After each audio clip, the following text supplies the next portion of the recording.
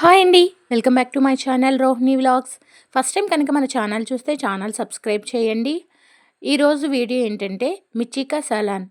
ఇది బిర్యానీకైనా, చపాతీ, బగారా రైస్, పూరి దేనికైనా best super combination అండి. ఇది ఎలా చేయాలన్నది ఈ వీడియోలో చూద్దాము.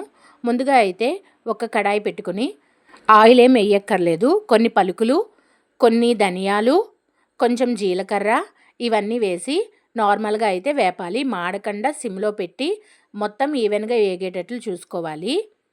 పచ్చి కొబ్బరి ఉంటే పచ్చి కొబ్బరి వేసుకోండి, ఎండు కొబ్బరి ఉన్నా వేసుకోవచ్చు. ఇదంతా మొత్తం అంతా వేగాలి. మాడకుండా సిమ్లో పెట్టి మొత్తం అంతా వేగనివ్వండి. చివరగా అయితే నువ్వులైతే కొన్ని వేసుకోండి.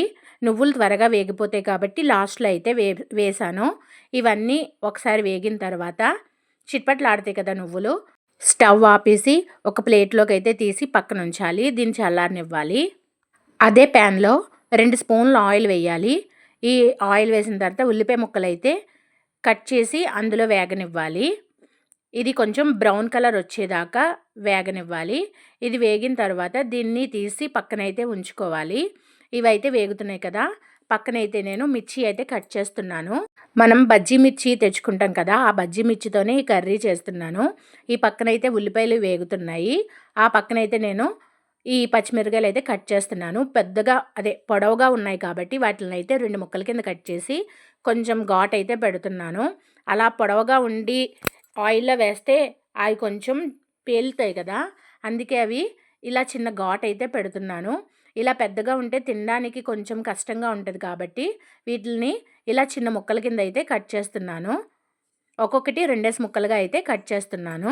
ఉల్లిపాయలు అయితే వేగిపోయాయి. దాన్ని తీసి పక్కనైతే ఉంచాను. ఇప్పుడు మళ్ళీ ఆ కడాయిలో కొంచెం ఆయిల్ వేసి ఇందాక కట్ చేసిన మిర్చి ఉంది కదా, ఆ మిర్చి అందులో వేసి వేగనివ్వాలి. మధ్య మధ్యలో కలుపుతూ ఉండండి, లేదు అంటే మాడిపోతాయి కదా. కొంచెం అవి వేగినట్టు కలర్ వస్తాయి కదా, అలా వచ్చేంత వరకు వేగనివ్వాలి. పొడవుగా వేసుకుంటే పేలతాయి కాబట్టి వీటిని అయితే 2 ముక్కల కింద కట్ చేసి చిన్న ఘాట్ అయితే పెట్టాను. ఇవన్నీ అయితే వేగిపోయాయి. ఒక ప్లేట్లోకి అయితే తీసి పక్కనైతే ఉంచుకోవాలి. ఇందాక అవన్నీ చల్లారిపోయాయి కదా, ఇప్పుడు ఒక మిక్సీ జార్లోకి అవన్నీ వేసి పేస్ట్ అయితే చేయాలి. ముందుగా అయితే పలుకులు, కొబ్బరికాయ అవన్నీ ఉన్నాయి కదా, అవన్నీ అయితే ముందు మిక్సీ చేస్తున్నాను.